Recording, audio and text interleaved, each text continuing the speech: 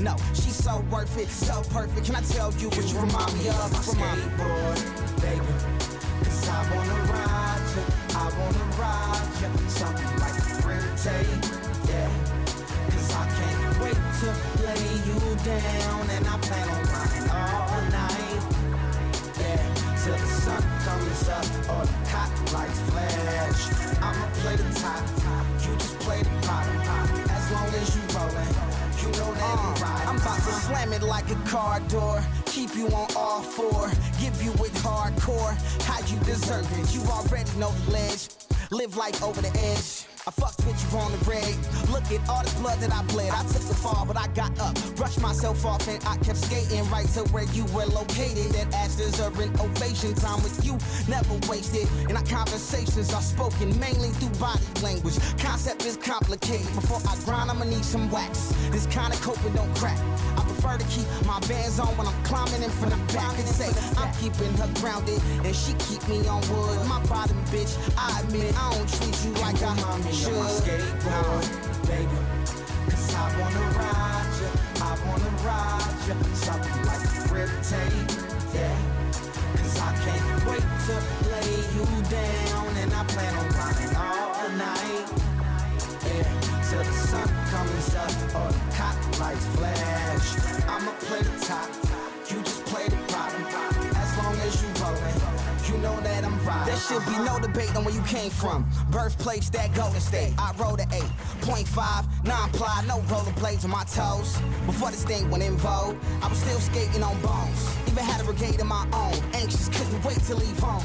Yeah, to hit a curve and some stairs. Put the herb in the air, to drop in the vert. I was scared. I had a board I named Medina. After abroad, I was seeing both remind me of each other. And the reason I knew it would end in pieces. And I'd have to find another. Treat that rubber like a helmet. That was advice from my brother. Treat my wood like my woman, and my woman like my wood. Oh yeah, she bad, and that's bad. You remind me of my skateboard, baby.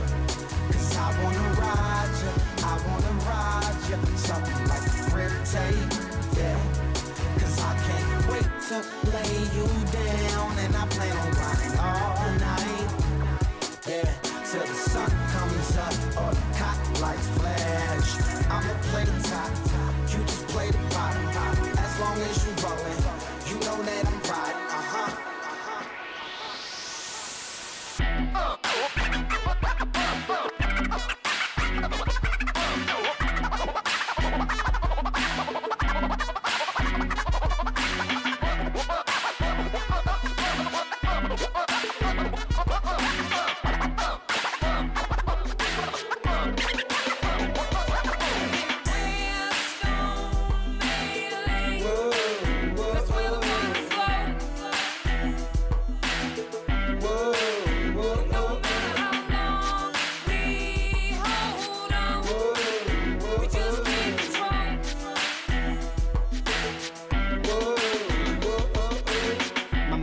I'm blindfolded, I rhyme hoping that my opponent's the bona fide unassigned chosen. Thoughts broken from the modern and the model open. Interwoven, I'm in the moment, I need explosives. What you see at night, why you looking for a fight? The stage fright got me praying I don't see the light.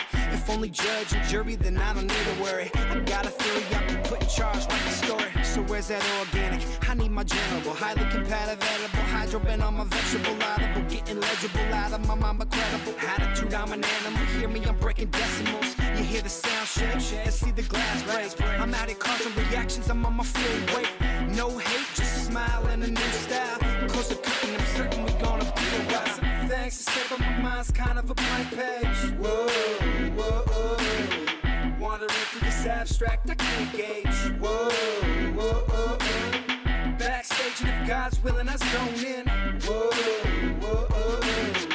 Born feeling the curtains cut me open. Whoa, whoa, whoa, whoa.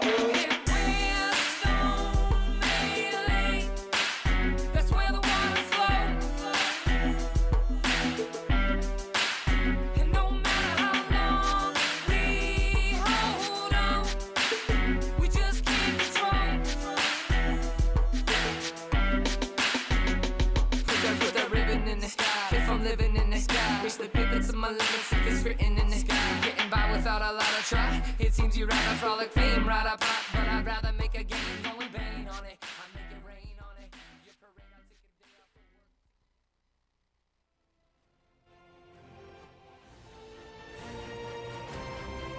work. DFCRadio.com.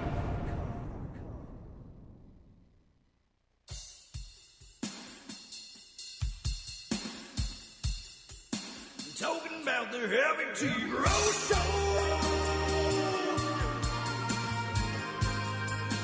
Knowing someone better than your show. And everybody knowing this whole show. Yeah. Talking about the Heavy T Road Show.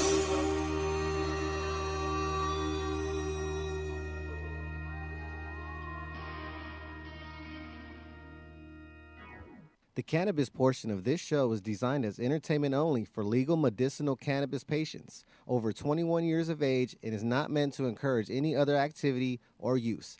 Yeah, dick.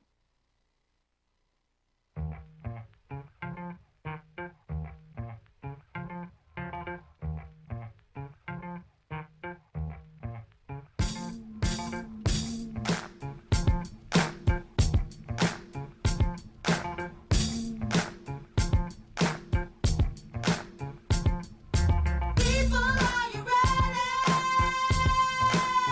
Let's start the show. Let's start the show. Don't worry about the present day. Did you turn on the mic finally? Sound engineer extraordinaire. Forgot Don't care. Hey, sound engineers don't talk. They shut the fuck up. All area group, we gon' make this shit happen right here, right now. Call it out to all area group, we They gon' make sure the this shit music happen is louder right than here, the right host's now. voice. Call it out to But it all seems like area his group, family we gon' make this shit at happen multiple right here, right now. facets of sound engineering. Levels. There's levels to it. There's levels to it. You gotta talk into the mic. This is the bottom level. You talk directly in the mic. It only gets better from here, I guess. This is the Victorville level. On the positive side. Yeah. What is? Welcome. Heavy T's Grow Show right here on DFCRadio.com, YouTube. Follow at Heavy T's Grow Show, Spotify, iTunes. Where else, Saint? All No, platforms. we don't need to get to hear from you. YouTube, you say YouTube? Too late, I already said it. YouTube? YouTube? YouTube. YouTube. YouPorn, too. Yeah, it's on YouPorn. Yeah. It's It's for like housewives that get off on watching fat bald dudes talk about Busty growth. amateur fucked by sound engineer. That's what it is. That's basically the that's It took me a second to get that's the that. description of our show right here. We're always getting screwed. Technically, yeah. Ever since Vinny left. Yeah, it's a bad mojo he left the studio, even though we moved it. His mojo's like on the Multiple desk. times. Yeah. He pooped his pants a couple times. Yeah, like the smell of him pooping his pants is stuck in this studio, even though it's like 3 studios different from he's ever seen. I don't know. How many studios does a motherfucking studio need to studio? To separate himself from Vinny, at least 4. Let's ask Saint. So you're now in your mid-40s, and you're still I'm not in my mid-40s. and you're still trying to. You're in your late 40s. Not late. You're Check in your yourself late, before you wreck late, yourself. Late 40s. See this mustache? Look how little gray is in this mustache. Is that just for men or is that genetics? It's just for your mom. That's what it is. It's just for your mom.com. You dyed it brown just for the night show, so you could say that. No. I didn't dye it. I don't die. I just multiply. The gray hairs multiply. Maybe. I welcome gray hair.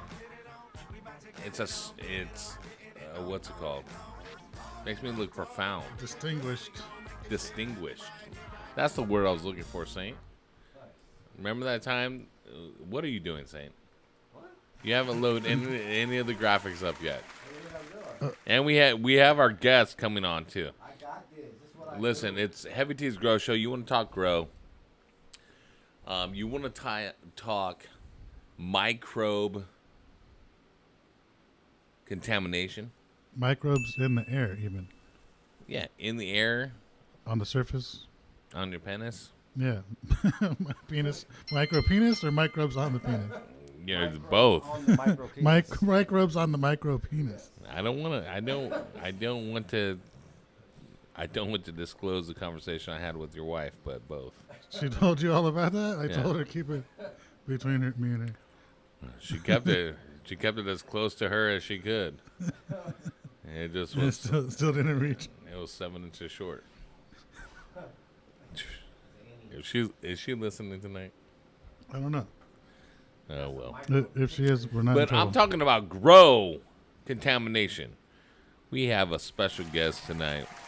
We got Senor Jason Hadley from Filter by Lighthouse Worldwide Solutions. And he has a bunch of commercial grow experience and trying to keep people profitable in this dynamic market across the nation that we're in, where if you lose a harvest because of contamination, you can lose it's over. Everything. One bad harvest. Everything. Yeah. And he's worked in environments all over the world, and I can't wait to get to him. But also, we have another guest coming on after that. The Golden Truffle. Captain Jack, tell us who we got. The Golden Truffle's coming on after. And you're no longer Big Jack, you're now Captain Jack. Captain Jack, all right. And he's got to talk to us about, like, what he thinks should happen with, like, mushroom laws. And he's, like, been into mushrooms for, like, 20 years, and he's the shroom, like, expert. So we got a guy that's trying to spread spores. Yep. And a guy that's trying to stop the spread of spores. It's like, yeah, it's like some Jedi and Sith stuff going on here. Yeah. I mean, it's pretty much, and Saint probably is not going to record any of it or broadcast any of it because he's the worst sound guy of all time. So it's just between us and Jason and then us and Golden Truffle. Kind of. Yeah. That's kind of the truth. We shall see. We shall see. So, without further ado, let's get to Jason. He's on the East Coast, so he's been staying up late. He's out there, I don't even know where. Let's just say he's east of the Mississippi River. Jason Hadley from Filter by Lighthouse Worldwide Solutions. How you doing, my friend? I'm doing fantastic. Yeah, I'm actually out in Michigan. Born and raised in L.A., though, for what it's worth. Yeah, spent 46 years in L.A. soaking that up and just wanted cheaper housing and good, clean living, right? There you go. You know, a good friend of ours on the show, Horty Control Chris, also recently moved back to Michigan. He was originally from Ohio. And he... No, that was Devin. Oh, yeah. Devin. But Horty Control went back, and he is reiterating the same sentiment that you are. But let's talk a little bit, Jay, sure, about what Filter by Lighthouse Worldwide Solutions. What is the game plan? What is your goal? What do you guys do? I gotcha. Okay, so let's see. Filter is a commercial grade, pharmaceutical grade air purifier that's designed to remove particles from airborne environments. So to give you a little bit of background, Lighthouse Worldwide Solutions is now 40 years deep in working with clean rooms across pharmaceutical, automotive, semiconductor manufacturing. So we manufacture like real-time particle monitoring systems for these environments. Think of it like an FDA compliant Trollmaster or a Roya or something like that. You know what I mean? Yep.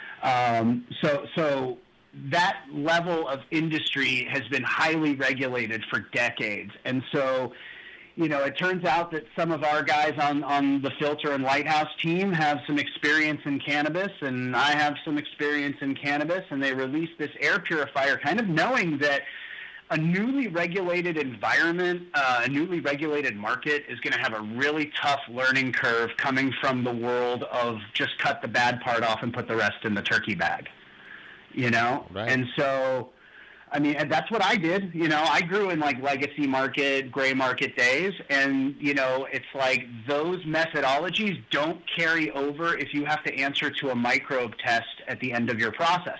And that's the other part of it is, so like when everybody voted in, like in California, when they voted weed in, it's like all the voters thought it was just going to be raining weed in the streets. But what they didn't realize is that like medicine has to be made the way medicine has to be made. And so you have to put some sort of product safety gap in there. Otherwise, all sorts of stuff's going to make it onto retail shelves. So they start this microbe compliance thing, but the growers never had to hold to it. Right. So it's funny because my biggest competitor is not the guy that makes another filter across the street. My biggest competitor is like change and discipline and working with growers who just got into this industry because they didn't want to pay taxes or work a day job. And now all of a sudden they're like having to put together SOPs. And that's like kind of a rough transition. So having lived those pain points myself, and none of my grows would have ever survived compliance. I helped these guys out, and by taking in, you know, knowledge and equipment that is used in clean room, pharmaceutical, and food environments, and explain to them how, like, if you put more stopgaps and more testing and more analysis throughout the entire production chain, by the time you get to compliance testing, it's just an everyday thing. It's another domino in the process. But let's slow down because you are on fire and I appreciate it. I know that you've been waiting to get on the air. We got started a little bit late, but let's back it up. The background that you have, where you know your backyard boogie or your garage or you know your Prop 215 grow that didn't have the strict requirements that the new legal market has. You said they wouldn't pass compliance, and tell me the biggest pitfalls that legal growers are finding out with either contamination, contamination, or the way that they're doing things. Absolutely. No, I mean, like, okay, so let's say, for example, you have a garage grow, right? You're busting 6 lights in your garage, right? And, you know, you're coming in and out of your house. So, like, okay, while you might not necessarily answer to, like, a state compliance mandate, at the same time, you do want to grow quality product, right? Especially if you're consuming it. And you want to grow quality product, you know, even if it's just for your own personal use, right? Right. So a lot of times what happens is, like, our houses and the human body is covered with all sorts of things that are carried into these grows, and that's not even counting what's blowing in from the air. So, like, for example, there's a mold California growers are held to called Aspergillus fumigatus. And it's one of the 4 Aspergillus molds, but the biggest producer of it is our pillows and our bedding. And so I would advise any home grower to be able to, or any garage grower, any place where your house is like directly connected to your spot, you know, I would make it a point to, like, make sure you're wearing fresh clothes on the way in, that you're not wearing anything that's been in your house in there. I wouldn't allow pets in there because pets root around in all sorts of stuff. They go in, they go out, they go up on the bed, on the couch, what have you. So those are probably some of the more immediate dangers.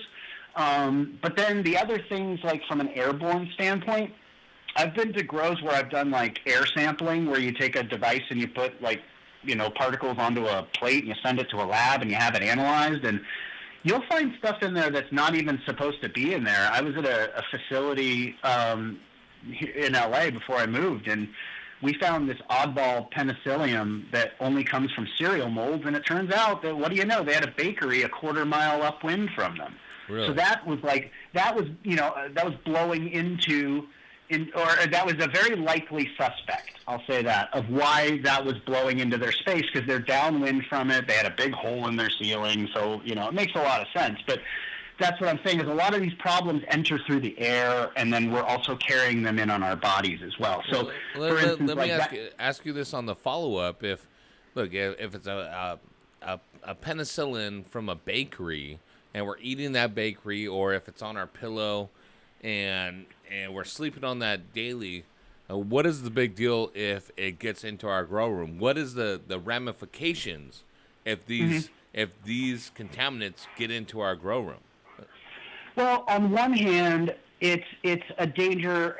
Well, let me back up for a second just to provide a little context. Yes. In that, so when marijuana's tested, it's tested before it hits a retail shelf versus like lettuce, where they don't bother testing anything until people start complaining about the issue. Right. And that's because like certain things that are administered by mouth, like food, for example, your body has all sorts of natural filters in it to be able to get like a poison out of some kind before it overwhelms your body and you need to go to a hospital. Whereas, like when you're smoking weed, it goes straight into your lungs, and those aerosolized little smoke particles and mold spores that are on that finished product are entering your lungs, and if they're small enough, they get deep, deep down into the bottom of your lung sacs, and they can even penetrate into your bloodstream. And it's like at that point that you basically have mold spores flowing around in your blood. I mean, that can't be good. That's right? no bueno. That's no bueno. I don't want that. Unless it's mushrooms. So we're talking to mushroom guys later on. I want those mold spores. Those spores are fine. I'm hoping they're going to flow later tonight. And so you might be asking, okay, well, you're putting fire to the bowl before you smoke it, right? And that intuitively that makes sense that you think you're burning the problem away. Yep. But like Aspergillus niger, for example, has a black spore shell to it, so it's much more resistant to heat and UV and stuff like that. And so what happens is you're putting a lighter to this weed that's like 3,500 degrees, but you're only putting it there for like 2 seconds. So that's like you can't bake a cake for 40 minutes at 350 and then turn it up to 3,500 and only bake it for 4 minutes, right? It doesn't scale properly. That makes sense. So the mold spore it has what's called a dwell time, or it has like a minimum contact time that it has to be in front of a UV source, or it has to be in front of a cleanser, or it has to be exposed to some sort of reaction. So that like every mold spore has a minimum contact time, and if you don't meet that, you don't kill it. Just straight up, you waste your time. So we might touch on it later, but like your cleaning has a lot to do with, and like how you reset your room has a lot to do with what carries over into the next crop. You know?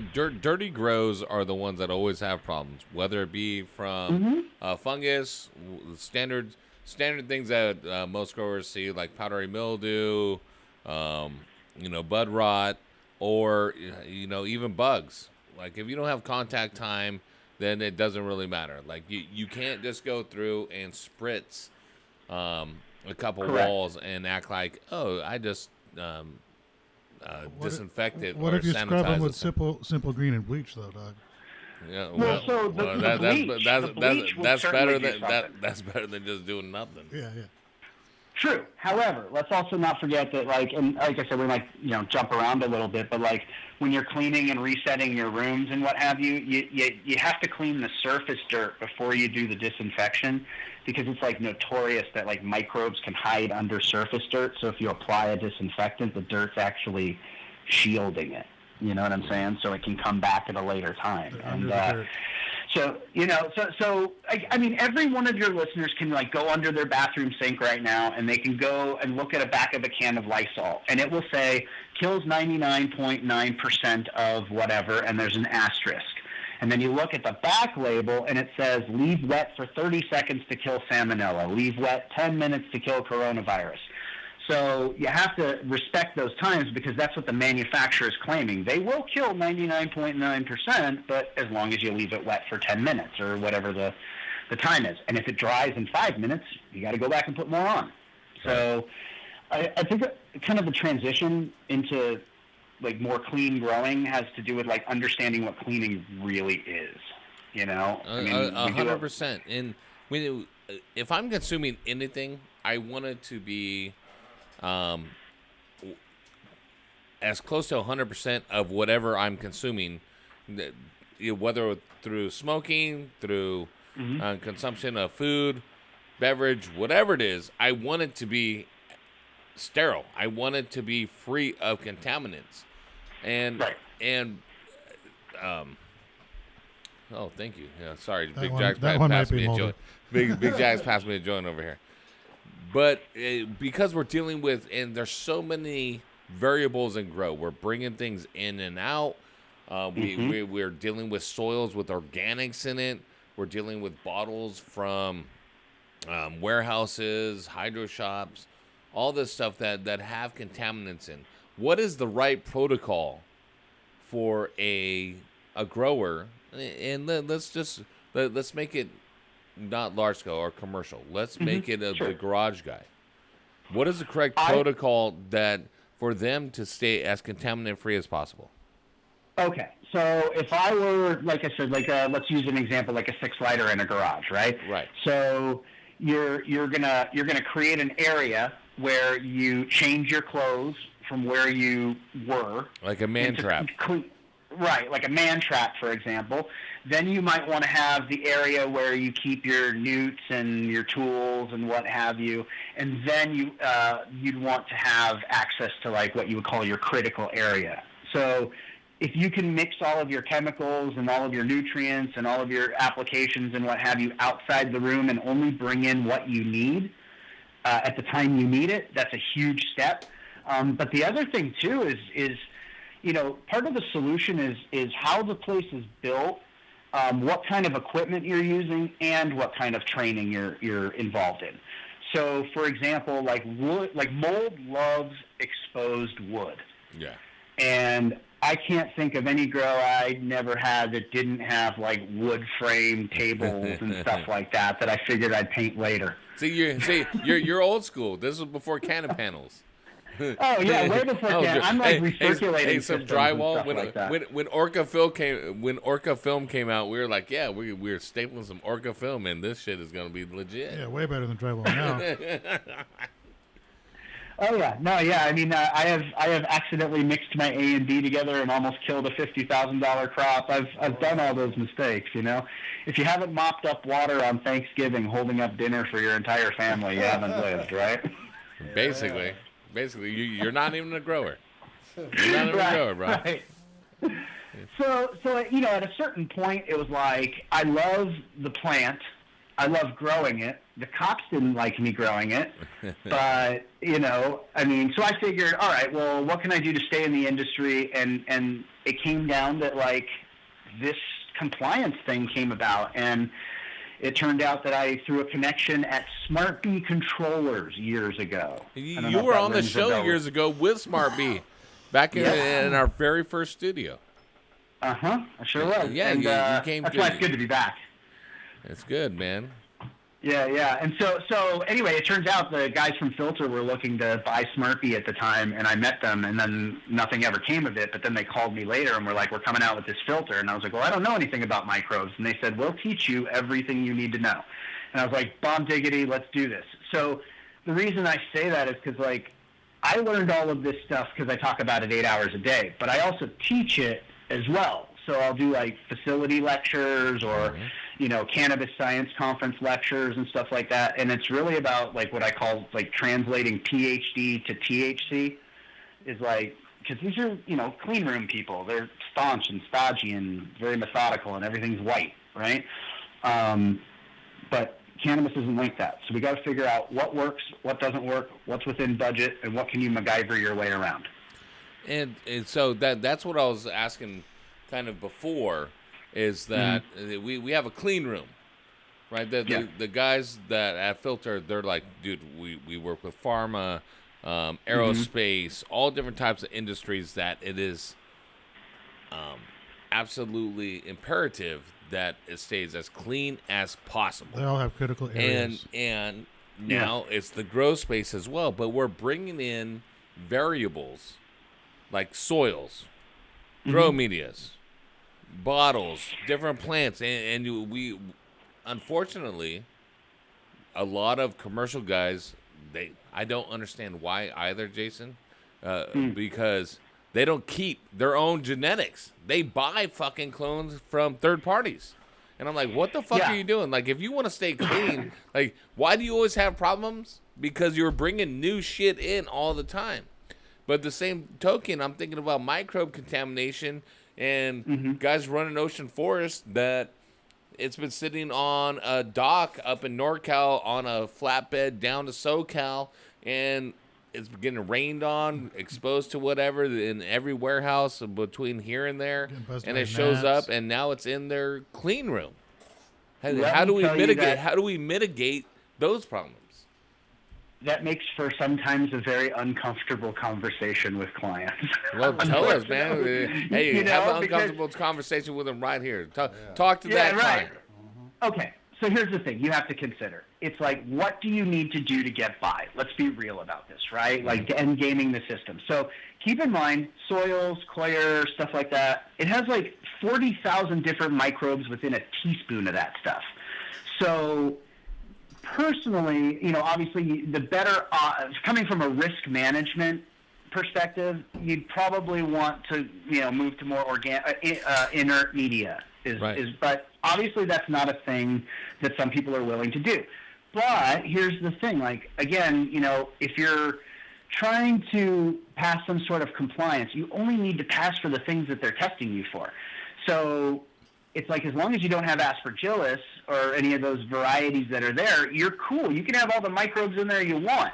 If you're supposed to submit for like a total yeast and mold count, yeah, you're kind of effed in the A. You know what I mean? Because here's the thing. It's like, with all due respect, yeah, exactly. I mean, no, but I ingest, but particles that are in the air are not able to be seen with the naked eye. If you could see all the particles that are in your studio right now, you guys wouldn't be able to see each other. What? For real. I can see like 5% of them. Do you see how big we are? No, I know, but your eyes only see down to 35 microns, and the threat so growers need to be concerned about their smallest particle threat. That is 1 micron, which, to put it into perspective, you could put 25,000 of them next to each other, and it still wouldn't even be an inch. So if someone, like in our studio, we sign up with Filter, we're like, let's get these microns out of here and make it as sterile as possible in our studio. But we still want the microbes, say, in our soil or whatnot. If we go with the program that Filter has, is it going to eliminate the benefits of some of the microbes that come in soils and things like that? No. It's not going to pull anything from your soil. What it will do, though, is that those microbes, depending on the microbe, if it's producing spores as a means of reproduction, those spores will be aloft in the air. So think about like the air inside of a cannabis environment. Like, it's what's called a turbulent air environment, because you have fans on the walls that are going, you got HVAC that's pumping in some form or fashion, your doors, or you're unzipping your tents, and opening and closing and going in. There's a lot of air movement, and to the microbes that your plants care about, a whisper to us is a Category 5 hurricane to it. Okay. Like the butterfly effect.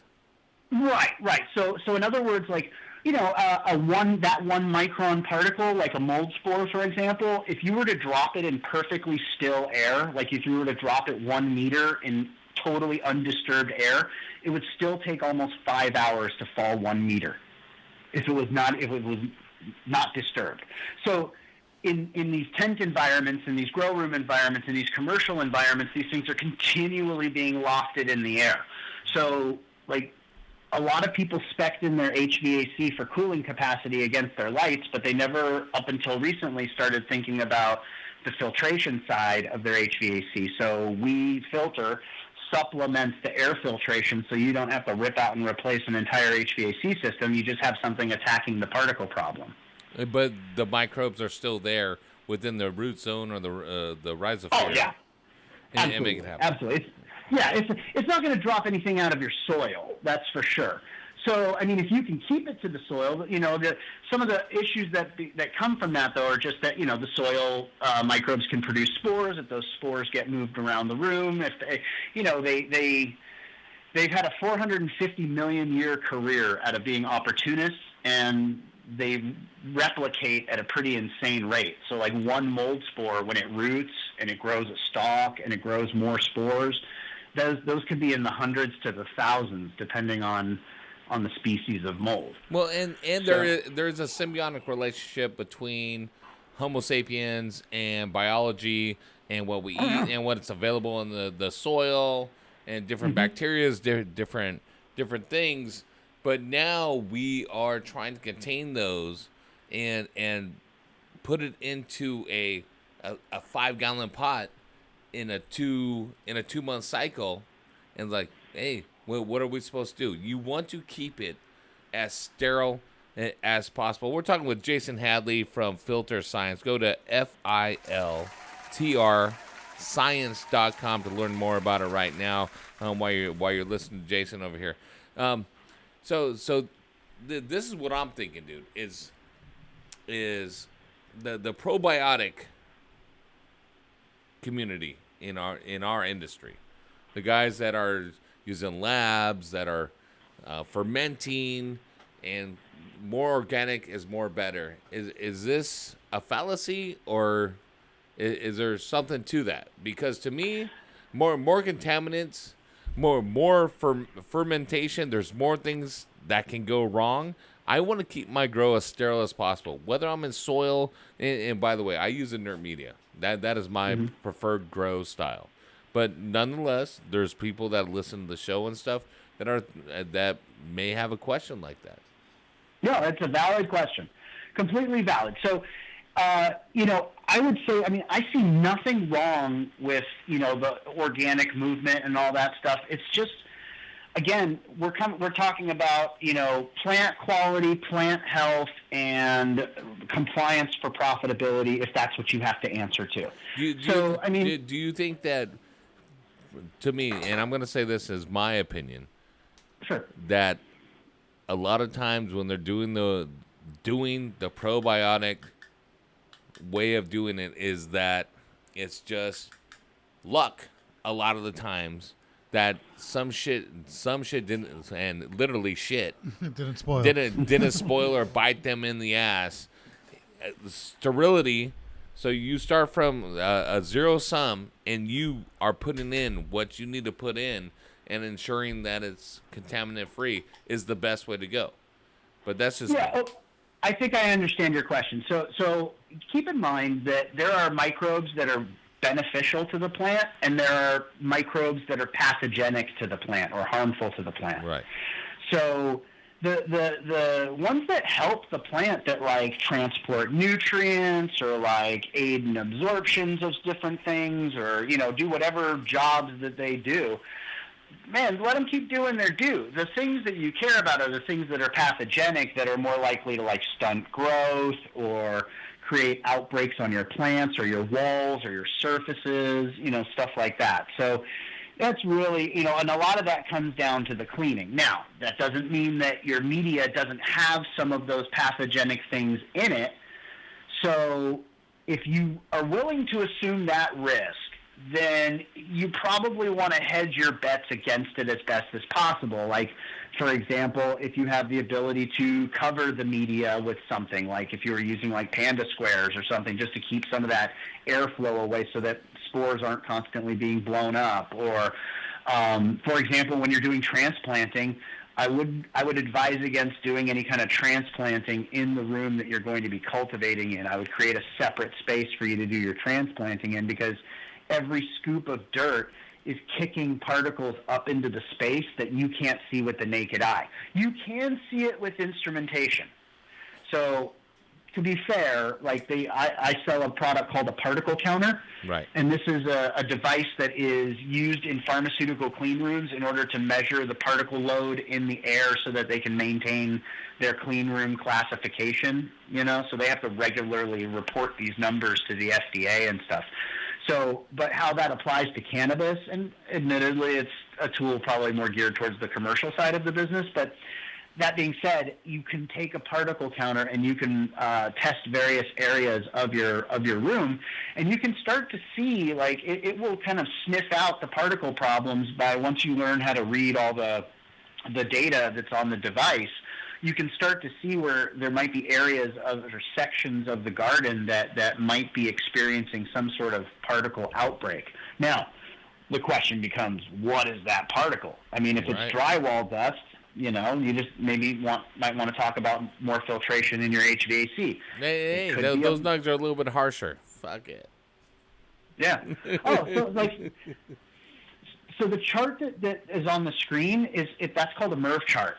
And so one of the things that a grower can do, like right here, right now, like today, is like go and take a look at your air conditioner, take a look at your filter, and start to see if the filter that you have installed in your air conditioner is rated for the things that you need to catch.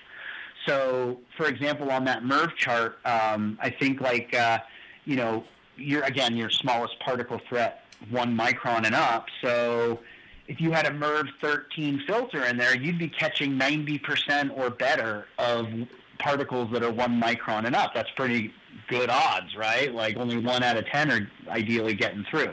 So sounds like it. The reason this MERV chart exists, it's so that there's a rating system. So when you buy one, you have an expected performance. So when you buy a MERV 8 filter, it's going to catch this at this size. You buy a MERV 10, it's going to catch this at this size. Okay. The only thing you need to really kind of be aware of if you're going to switch to a thicker filter media is you have to make sure you're not stressing out your HVAC. So that will top out. You know what I mean? Because you'll put stress on the mechanicals because it's pushing more air through. It's having a harder time pushing air through the media. The thicker the filter, the harder it is for the fan to suck air through it. Exactly. So that said, again, that's where a filter kind of fills that need because, why rip out an entire, HVAC system just to fix the filtration when you can just put a filter in, Path of least resistance. I'll say that. Right. But, so tell us a little bit more about what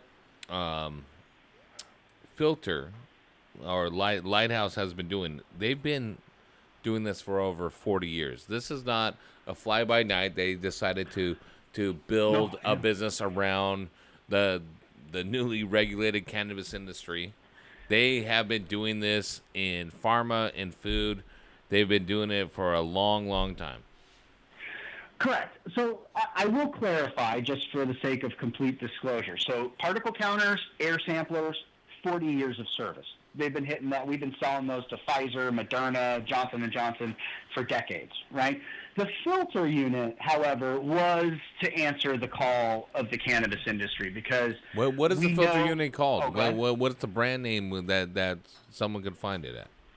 Oh, you can find it. It's Filter Revolution. You can go to the Filter Instagram page, Filter Science. You can always go to my Instagram page, Dyslexic Stoner 402. And I'm always happy to answer questions about it. But yeah, I mean, it basically we saw the writing on the wall and kind of understanding that microbe control is going to be a really hard thing for this industry because it's just not something that anybody had to think about 6 years ago. Yep. And doing it though, and the newest stuff with what's going on with the cannabis filtration is what we are. Cleaning the air through thick 3M filters or their own filtration? Are we UVing it? Is it a combination of everything? What is the process? Yeah, okay, so there's a lot of different tech that's out there. So I represent HEPA, and HEPA has some distinct advantages in that it's the same exact filtration that is used in pharmaceutical clean rooms. It's already compliant to all sorts of regulations that will kick in when legalization hits, because, we're betting, since we work with the FDA, everything we make is FDA compliant. So we kind of are betting that, some organization, if not the FDA, somebody under them is going to be regulating it. But the problem is that those regulations for how to operate are already in place. So they're just going to say, okay, now you guys have to start following, ready for this, 21 CFR Part 211. That is the name of the regulation for the production of finished pharmaceuticals. Does that include phospholode? What's that? Can I use phospholode still? That was a joke. That was a joke. With your state compliance, but I'm going to say probably not. But it was good in the day, though. Big fat hard buds. Oh man, I love that. With no turf. Right. yeah. We grew a strain called In the Pines that was like all smell, no high. It was really sad. Wasted 10 weeks. Anyway, but you live, you learn, right? Yeah. And that's the whole thing. Is it's like, I mean, I already know what's going down here. So I'm trying to help growers, one grower at a time, multiple growers at a time. You don't have to touch this stove to know that it's hot. That knowledge and information's already out there. So I really try to work with as many growers as possible, because this is like, you know, I get two kinds of calls, essentially. I get we want to get ahead of this call. I see that this is going to be a problem. I'm building a new spot, or I just took over. And then the other guy is like, oh my God, I'm failing tests. What do I do? Help me. I don't know what the fuck to do. Right. And, you know, so that's, both of those guys, you know, I admire them, because, you know, they're wanting to obviously improve their process. And I'm all about, you know, helping guys improve the craft. Unfortunately, a new set of muscles has now started to have to get worked out, and so I really try to just cut the learning curve down. You know, I do like facility site lectures and stuff with like staff, and just really break it down and kind of disrupt the thoughts. And somebody will take something away from it and go, huh, I did not know that. You I now know that. You mentioned having a separate area to change your clothes. Don't bring contaminants in. Make sure that you have a set of clothes that are your work clothes in the garden, and you leave from there. You wash them appropriately, all that. But to what you've seen in your experience, what are the biggest pitfalls that lead to contamination for growers that they don't even think about? Being lazy, I'll clean it later. Well, we're stoners. Come on. Right, exactly. You know? I mean, unfortunately, that's the thing, is that like all this regulation really sucked the fun out of this industry, right?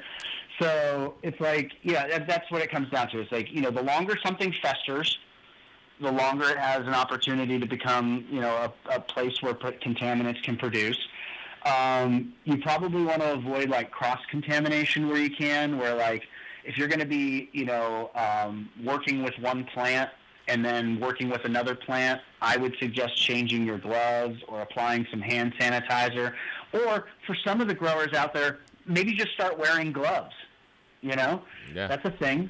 I mean, you know, that 1 micron mold spore can live in your fingerprint, in the valley of your fingerprint. In fact, like 40 of them can stack up on top of each other and still not see over the ridge of your fingerprint.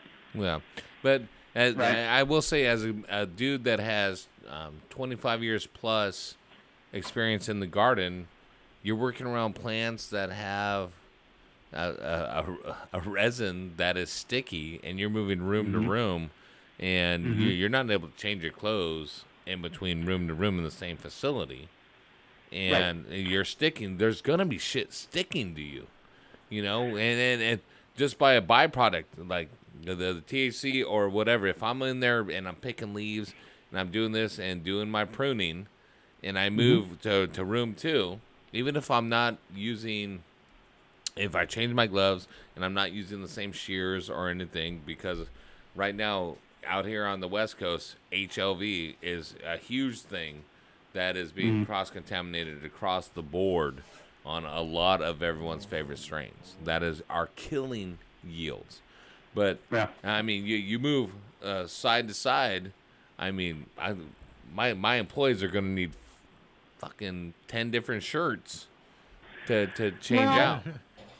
Yes and no. I mean, okay, so on one hand, I would say at like the high level, if I was a cultivation director, I would make it a point to schedule all of my employees so that like the duties that they're performing on a day-to-day basis, keep them in one place for as long as possible. Smart. Right? The other thing I might think of as well is like, for instance, let's say you're going row to row and you're doing defoliating or, you know, defoliation or what have you, and you're sticking your hand into the canopy and pulling it back out. I might suggest, you know, like going those like shoulder length horse insemination gloves, you know, like, you know. Hey, you know. Okay. All right. You know, so 'cause those can be stripped off before you leave the room and then go to the next room. That's good. You know. right? So, or turn them inside out like you do with the condoms, right? I mean, that's just us. I don't know what you do with your condoms, player. I don't wear them. I was just going to say condoms. No, but in all honesty, like that's highest level. Funny we should be talking about that. At the highest level, it's like you just want to keep a barrier between you and your plants. The most dangerous thing to your plants is actually people. You know what I'm saying? Like, I mean, we're producing particles constantly. Our skin at the microscopic level looks like, like a glass of Sprite. We're constantly like shedding particles off. Like all you guys in the room right now are all shedding 100,000 skin cell particles per minute, and you all breathing each other's bodies in, feeling all the warmth and love there. How you feeling over there? I think I do like 200,000. I'm feeling like I might have got COVID, and there's a lawsuit coming, Saint.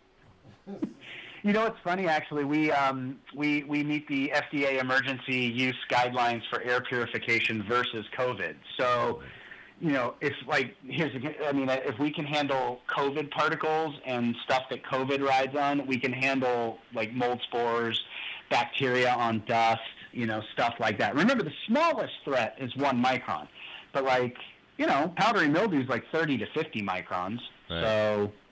A good airflow should help take care of that. Well, we talked about airflow, and we talked about all the things that we need to do, staying as fresh and free as possible when we go into our grow rooms, or transferring from grow room to grow room. But what exactly does filter provide? Like we have filtration, but what is the unit that if I'm like, okay, I need to keep my shit fresh. I just listened to Jason on Heavy T's Grow Show, and I need to keep my shit fresh. I'm gonna hit you up. What am I gonna get from you? Is it one size fits all? Yeah. So we have one unit, the Filter Revolution 700. It actually produces 600 CFM and will provide an additional 3.5 air exchanges per hour within 10,000 cubic feet. Is that a UV filter or a straight? No, it is pure dyed-in-the-wool HEPA. It does have a bipolar ionizer on it, and so there's a number of different tech out there for airborne stuff. I'll kind of lay it out. So on one hand, you got HEPA, which is basically the equivalent of fishing with a net, right? You create a tight enough net, you blow the air through, it's supposed to catch the particles in various fashions, right? Correct. Sometimes it's attraction, sometimes it's impaction, whatever. Then you have, for instance, if you've heard of AeroClean 420, that's a device that's called PCO, which is photocatalytic oxidation. I have seen that. Owning grow stores and stuff, I was expecting that to catch on a lot more than it had. It never really caught on in any of the grow stores. I'll tell you why. Because I would make the case that it's a good technology, it's just not the right tool for cannabis. Okay. So what's happening inside of an AeroClean 420 is there's a PCO, photocatalytic oxidation is the name of the reaction. And what's happening is a UV light is shining on titanium dioxide metal, and that reaction is creating, for lack of a better term, like negative ions inside the box. And so what it's doing is it's drawing air inside the box. The particles that are coming through from your grow room are supposed to collide with all these negative ions, and ideally it's supposed to kill everything on the way out. The problems with that device and why I think it didn't take off was because in order for that reaction time to be met, you have to slow down the airflow so that, again, you achieve that minimum contact time of exposure. So, for example, it only operates at 36 CFM or something like that compared to my 600 CFM. Right. So what that means is, for what we do, for 10,000 cubic feet, it would take them 6 hours to do 10,000 cubic feet of air. It takes us 17 minutes. So they only get, an AeroClean 420 only has 4 chances to process a particle through to change that air over, and it's promising to kill it. So number one, that's a bold-ass claim to make because you can plate that air and send it to a lab and find out what's what. But because it's slowed down, if a dead particle goes out, it's still food for something else. If a live particle goes out, it gets a second chance at finding a home. So you're basically giving yourself like a molten shower. You know what I mean? Is what I'd call it. And And you look, know, look, plants for laughter, right? and plants are organic material. If and if they're going to be a catalyst for growth, then it takes 12 plus hours for you to clean the air. And guess what's happening during that time? More shit is catching growing up. on the organic material. They're spreading. Exactly. So yeah, I mean that's so that device is like not a very aggressive device. They came from commercial agriculture where they were keeping tomatoes and bananas from growing, from ripening on the way from the field to the grocery distributor. So if I need to stop my tomatoes from ripening, they're my first call. I would not put a filter in a room to stop tomatoes from going from green to red. That's just not the right tool for the job. So then there's like UV, just straight up UV. Well, UV, you have to know how long do you have to hold it over the area, for what distance, and UVC is dangerous to humans, and I don't know if anybody's ever fallen off a rolling ladder, deleafing the third tier in a warehouse, but like, This sounds like a very personal story, Jason. It's not a very. I'm just saying, OSHA hasn't caught up to cannabis yet, and they would not allow these UV devices in there. Hey, Now, go ahead. I was just going to say, I will, in UV's defense, I would put it on the coils of your HVAC all day, every day. It makes sense. That makes sense. Let me ask you this: the contact time that we just that I just brought up, that it would take to filter with the HEPA filter from Filter, and cycling everything through. That contact time with the organic material, the plant, the grow media, whatever else is in there, is less, and we can. Well, no. Let me clarify. I mean, like HEPA is what you would call a capture and removal technology. So the idea is, move as much air in that room as possible and get it through that filter. And what it's doing is it's literally physically trapping the spores. And only allowing the air to pass through. How often do I got to change that filter? For our filter, I would say it would go a good year in flower, in an average flower room, and I would probably change it every 9 months in a dry room, cure room, trim environment. Okay, and it's a pretty beefy filter. And once it gets saturated, is it worthless? Like, how do I know when it's saturated? Well, we have an app that's connected to the device that's on a calendar that will tell you when it's time to change the filter. I mean, in reality, so we know stoners don't buy a 1-year filter on the 1 year. You got to make it easy right? for us, dog. I know, exactly. That's what I'm saying. So that filter will go a little longer than a year. You know what I mean? So you won't you're going to forget it, but it does have an ability to remind you that it's time to change the filter. A light will come on and say, change the HEPA light, or change the HEPA filter, or change the pre-filter, or whatever. So it does have a pre-filter, it has a carbon filter, and it has a HEPA filter. I personally tell my clients to take the carbon filter out, like the commercial clients, because you're not paying, $3,300 for a filter to remediate smell. You're paying it for microbe control. Correct. And I'd rather see you get more air exchange, running more particles through the filter. So the cool part about HEPA is I can literally prove that it's working in real time, right? A lot of these devices are fucking snake oil in some cases, because it's like if you can't conceptualize the problem, you don't know what's happening in the room. So I can take a particle counter. I do this all the time, and I put the particle counter at the bottom end where the air is coming in, and it shows a bunch of particles going in, numerical values, and then I find the top of the filter, and I put it on the top of the filter. I run the particle counter, and for the most part, if I hit the sweet spot, it zeroes out completely. Well, and that proves that it is working, because particles are going in, no particles are coming out. Dirty air in, clean air out. And it's continually and aggressively trying to change this air over as many times as it can. It's empirical evidence of what is actually happening. Now, right. So go ahead. Go ahead. Oh, I was just going to say, if you for instance, if you wanted to test the efficacy of an AeroClean 420 or Purizyme or Aerospy Sage, stuff like that. You actually have to like take samples of the air onto petri dishes and send them to a laboratory and see what's in the air. But then some of those devices are actually dangerous, like one of the hexagonal shaped one. Not to knock the competition, but it does produce ozone. So right, and ozone can be damaging not just to humans breathing it, but to your trichomes and what you're coming out of the end product. Yeah, like Puridyne is illegal to sell in California. At least the last I found out like a year ago. Everything's illegal in California. Yeah, I'm pretty sure I'm illegal in California. I'm pretty sure. You're not allowed to take off your smog control in your car. Yeah. They got us under their thumb over here. Yeah, we're under their thumb over here.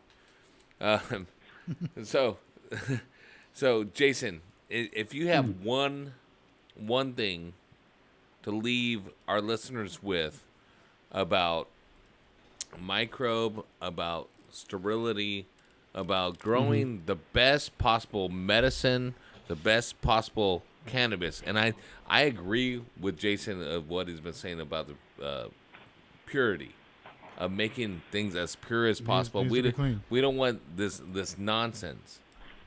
What are a couple? What are a few things that you can give them to be better? Is what I'm saying. I would say, number one, be efficient with your time in there. Don't spend any more time in there than you have to. Number two, I would make sure that at all times you're creating barriers between yourself and your plants, gloves, smocks, booties, whatever. And then third, I would say make sure you follow the directions on your cleansing agents. As much as possible. As much as possible, because that's the manufacturer won't, is claiming if you use it at a certain intensity for a certain amount of time, it will do this. If you do anything that deviates from that, you're not getting the results that they're trying to sell you.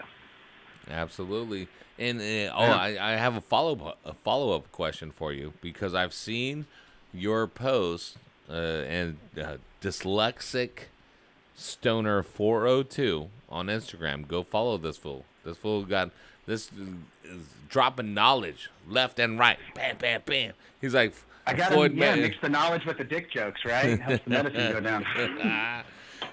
But overall, like seeing what's up and posting about what people are doing right or wrong overall. What do you got to say about that? I know you're following just what you said.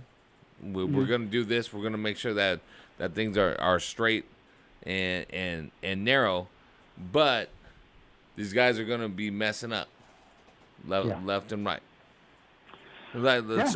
Tell the small guy how to do it. Okay. Take a risk management approach.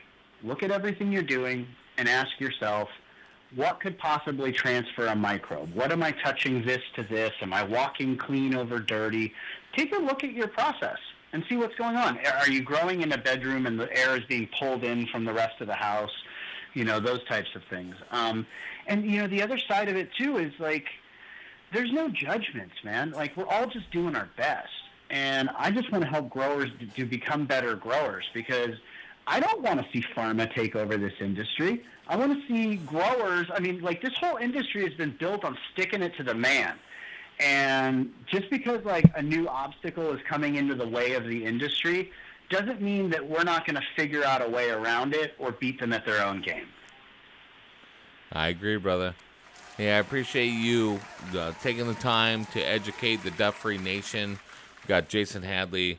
Thank you so much for calling in. Go follow at Dyslexic Stoner 402, and on the website Filter, that's FILTR science.com. And I won't give out your phone number, but if you're on, you go to the Instagram. It's on the Instagram. Feel free. You'll get it, player. Yeah. Hey, and I'm glad that you're happy and you're healthy, dude, and you're crushing it out there. We got to get people growing better medicine. And that's what's going to change the market. There's motherfuckers out here just, oh my God, dude. Like, just straight light depth booth that is mildewy and moldy Covered in and mold. horrible. And Yeah, no, I have seen grows that have a very Civil War field hospital level of clean. well, that is Call the Truth Williams right there. Hey, Jason, I appreciate you calling in, and we're doing our thing. Thank you, brother. Absolutely. Have a great night, guys. Thank you again. All right, brother. Be good. 562-653-0707. You want to talk grow? Call in. Let's talk grow. We're coming back with, who do we got? The golden truffle. The golden truffle? Yeah, he's the one who spiked me with shrooms What is that time. what is the nasty shit that happens with your butthole, Saint? What do they call that? Oh no, Are that's you talking about what jerk chicken does to you? No, that's Something truffle. something rose. No, it's truffle. Oh, truffle butter. Yeah, truffle butter. Yeah. We're coming back with truffle butter right here on Heavy T's Grow Show, DFZRadio.com.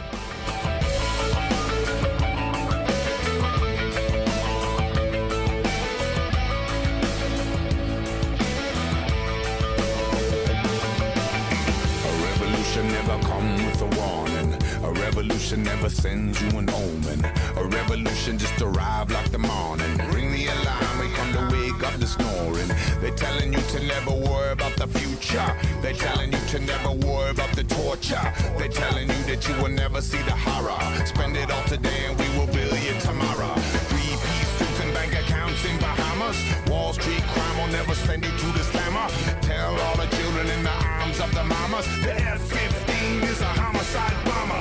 TV commercial for a papa pill culture. Drug companies circling like a vulture. Amaraki babies with the G.I. Joe father. 10 years from now, is anybody gonna bother your fire? Here we come, here we come. Yeah, fire.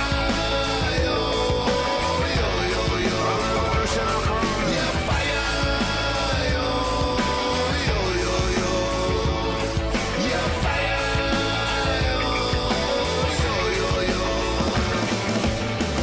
Revolution never come with a warning. Revolution never sends you an omen. A revolution never come with a warning. A revolution. Everyone addicted to the same nicotine. Everyone addicted to the same gasoline. Everyone addicted to a Technicolor screen. Everybody trying to get their hands on the same green. From the banks of the river to the banks of the greedy. All of the rich is taken back by the needy. We come from the country and we come from the city. Play us on a record, you can play us on a CD. All the shit you giving us is fertilizer. The seeds that you planted, you can never brutalize them. Tell the corporation you can never globalize it. Like Peter Tosh said, legalize it. Girls and boys hear the bass and the treble. Rumbling the speakers in and make you wanna rebel. Throw your hands up, take it to another level. And you never ever ever make a deal with the devil. Yeah, fire. Here we come, here we come. Fire. A revolution will come. Yeah, fire. Yeah, fire.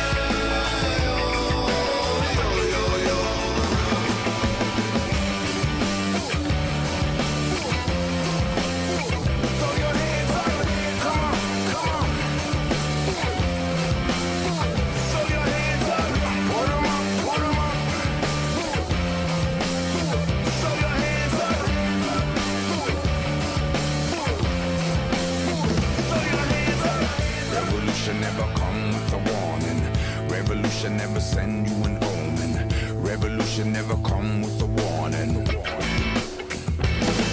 Yeah, fire. Here we come, here we come. Yeah, fire. A revolution will come. Yeah, fire.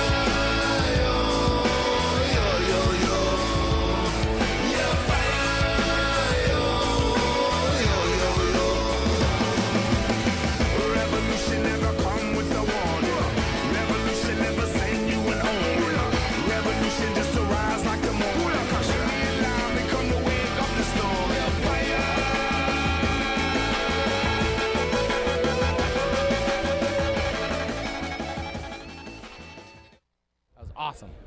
Hey, yo, this is Spanky Hayes, motherfucking Spanky Hayes, funny motherfucking Spanky Hayes. Shout out to DFZRadio.com. Hey, are you all right? I don't know, man. I am freaking out. I think I'm having a bad trip, bro. A bad trip? Things look fine to me. Looks like you just transplanted your girls into some happy hippie garden mix from Sanctuary Soils. So I'm not freaking out? Oh, you're freaking out, all right. And I would be too. That's no ordinary potting soil you've got there. That's a premium organic blend that includes composted forest material, peat moss, perlite, pumice, lava rock, some of the best worm castings available, humic shale ore, dolomite lime, azomite, soy meal, and gypsum. That's a lot of stuff. Did you just read all that? You just blew my mind, man. It's a lot of good stuff that you can only find in an organic, natural mix like Happy Hippie. So what you're saying is, with Happy Hippie Garden Mix, I shouldn't panic because it's organic? Yeah, I don't think I've ever said that, and you shouldn't either. Although I guess you aren't wrong. Here's the deal. You aren't having a bad trip, bro. This is all great news. You're providing your plants with everything they need to get off to an incredible start. So I can't taste colors then? No. But you will taste and see the difference in your fruits and flowers now that you're using Happy Hippie Garden Mix from Sanctuary Soil. For more information, you should check out bulksoil.com.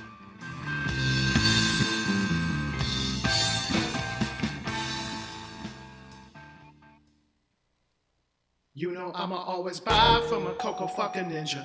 Who gets me high? That's my Coco fucking ninja. Yeah, growing outside, we some Coco fucking ninjas. Riding in my ride with some Coco fucking ninjas. My ninja, my ninja. My ninja, my ninja. Coco fucking ninja. My ninja, my ninja. My ninja, my ninja. A Coco fucking ninja. She's wheeled by my side, I'm a Coco fucking ninja. You just can't hide from this Coco fucking ninja. My meme set the price, I'm a Coco fucking Illuminati. Ninja. Growers paradise, I'm a Coco fucking ninja. My ninja, my ninja. Say it. My ninja, my ninja. A Coco fucking ninja. My ninja, my ninja. My ninja, my ninja. Coco We're back on the air. My ninja, my ninja. Welcome back to the Heavy Tea Grow Show. This is Black Market Cultivators. And we have Heavy Tea with us in studio. It's not Big Jack, it's Bitch Jack. No, it's Captain Jack. Oh, Captain Jack now. And we have... who's the captain? Who's really the captain? Golden Truffle, my wife. Okay. We got Golden Truffle.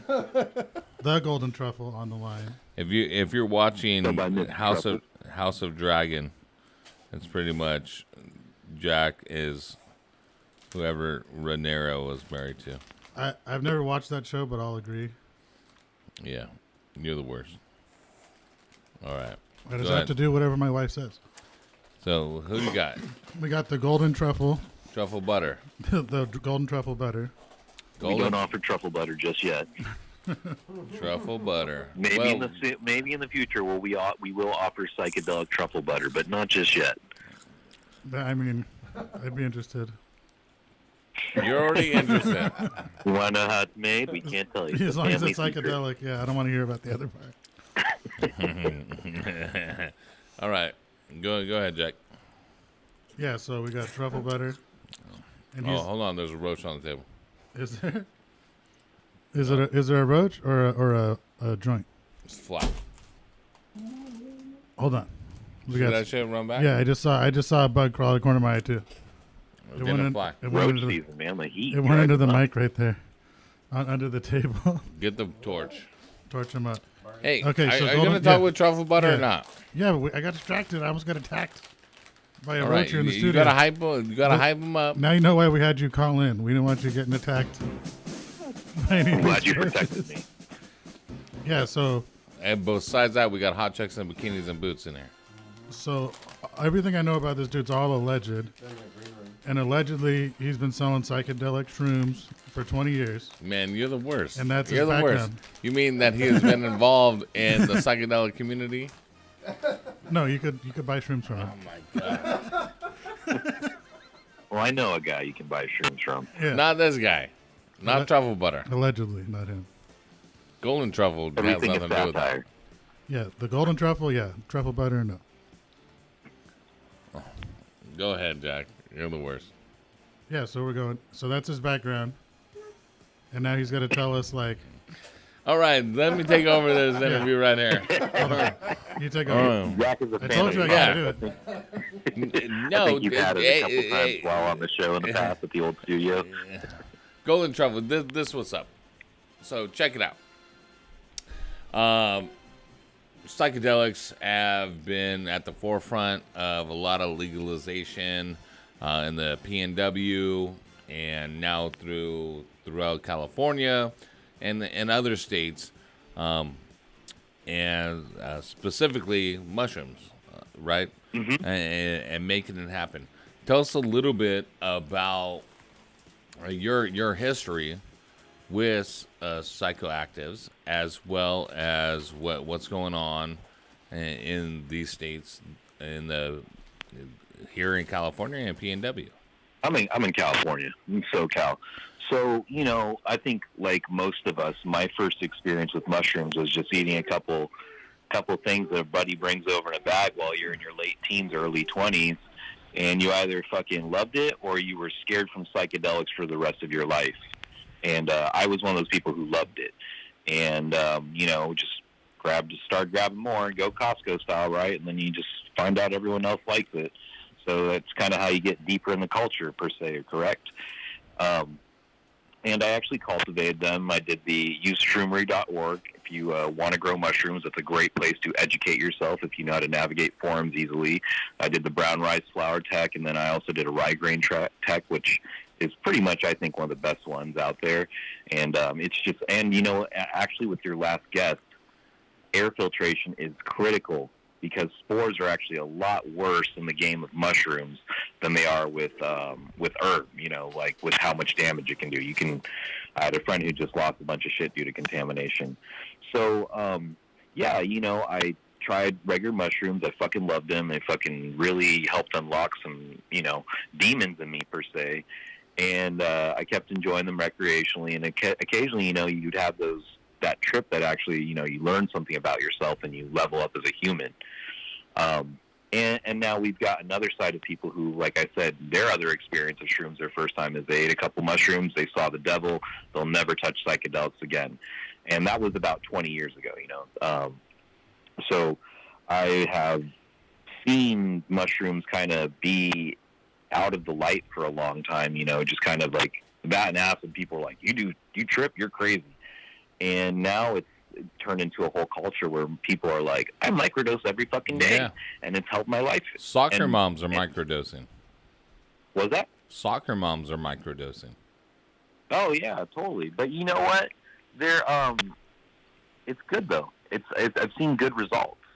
So there's nothing wrong with someone who enjoys a little bit that makes them more positive and kind of sobers them up. I actually had how I found about the good use of microdoses. I had a friend who would just pick up mushrooms all the time, and he'd go through ounces pretty fast. I'm like, damn, are you fucking like eating these like every day? He's like, yeah, I am actually, but just little amounts, he said, and it helped him. He lost weight, he stopped being a heavy alcoholic, and he got out of depression. And it's cool to see that progress in a human being. Like we have all our friends, and I'm in my 30s, so now we're, if you're in your 30s plus, you see your friends and the rest of your lives of where it can go if you lead it a certain way. Absolutely. And it's your belief that using psychoactive mushrooms can help you get there. Yeah, totally. And, I'm not trying to say like, oh, you got to switch up all your pills to take mushrooms and then your life is going to be better by taking mushrooms forever. No, mushrooms actually really just kind of help you change your mindset into that positive direction you need to bring it to. So with microdoses, I would do like 14-gram trips back in the day, like when I'd go do festivals and be like Mr. Wook 2000. And... you would eat 14 grams at one time? Yes. Motherfucker, dog. Dude, that is a lot. That is a mega dose. That is not microdosing. This is mega dosing. If you have tripped on like acid before, and you've gotten to like a really nice level that you can't normally get mushrooms, you eventually get there with a macro trip, and you're kind of just at that level for a longer period. You know, you're not going to, I just eventually just started seeing Olmecs everywhere and fucking just rotating the sky and just would feel vibrations and have the giggles like a motherfucker. And, you know, this was at several different just environments I would do it at. So I downloaded a lot of great information doing that. But with the microdosing and even the Golden Truffle, I developed that company in 2018 or so, and really we started just developing chocolates for some higher up company, you know, some big names basically in cannabis for a lot of parties. And you know, eventually we added the microdose on our menu, and that became a real big hit. I started just literally sending out samples to anyone who asked. Really? Well, yeah, I felt that was like a big failure of cannabis has been it was too expensive for people who are novice users to experience it. You know, they go to a dispensary and a lot of people don't have that budget like a stoner has a budget for weed. Does that make sense saying that? Yeah. For getting like medical help for yourself, for people to just kind of shoot in the dark. Cannabis, I think, was a little expensive for the first time person. I understand that, and a lot of it has to do with the illicit nature of both of them. Is why it is so expensive, because people got to pay to play when you're taking a risk. But that being said, the giving out or proliferation of passing around this knowledge that you've obtained from your macro dosing or micro dosing coming through. What have you seen, with the standard Joe Blow, the dude that's not going to go to a festival and go to Burning Man or Coachella and go on a 24-hour trip? So a lot of our reach has been adults who have like mental issues, honestly, and it's people who are looking for, in this current era, a lot of people are looking for answers to alternatives to their pills and things that numb them out. 100%. And so I've got like a little article I send them from like a New York Times thing called The Cut. That's like an introduction to microdosing, and I have people read it. I try to tell people I'm not a fucking doctor. I've just been dealing with this for a minute, and I help people out of trips. And what I tell them is like, look, I'm not telling you to stop your medication. And what I normally do is I send them out a week sample of microdoses, and I go, here, try this on a weekend. Try this on a day off where you don't have a lot of commitments. Try to have the phone. Just have a day for you. Make it an easy setting for a first-time user. And most people take the microdoses first thing in the morning, like I tell them, have a glass of water with it before they eat. And it's only like a 0.1 milligram. And we also throw in cacao, lion's mane, cordyceps, reishi, and maca in our microdose mix. So those are like some superfoods I like also. And I think it all just synergizes really well. And people have come back telling me, dude, I feel one of the most beautiful things is someone tells me that they don't have suicidal thoughts anymore. Like a stranger. That's heavy. That's heavy. No, it's very heavy, but it's a very heavy, like, positive thing to hear. Absolutely. Yeah, 100%. Oh, go ahead. No, you go ahead. Oh, okay. Yeah. No, we sent out probably over 400 to 500 samples of just a microdose to people who asked for it, who followed us on our IG, the.golden truffle. And just mention the Heavy Tea Radio Show if you want to get access, because we won't give you access. You don't tell us who you know. Yep. But so doing that, it was a lot of cost associated with it. It's basically $5 a sample, to send it out to people. And some people would, younger people would have the tendency to be like, oh, I ate all 4 microdoses and I felt kind of trippy. Did I do it right? I'm like, no, dude. You didn't follow the instructions attached. How about the time you gave me a sample and I thought it was a weed edible? Oh, I think I did. I gave you was it the Solos or the Pyramid? It was like in a golden bar. It was like 2 grams or something. Okay, so it was the mini. And then, that's our mini I bar. was like, that's this 2 is a weed grams chocolate. total in that. Yeah. And then I texted you like, hey, that edible's got me, bro. And you're like, wait, That was mushrooms. No, You're like, I'm thinking about moving to Apple Valley. Well, you tripping, motherfucker. You're tripping right now. You tripping, dog. Ain't no one moving to Apple Valley. They moving out of Apple Valley. Oh man, yeah. I mean, that's the place to go to if you just. I don't know. It's hot there. I don't know how people can stand it, but people do live out there. But so there are people there.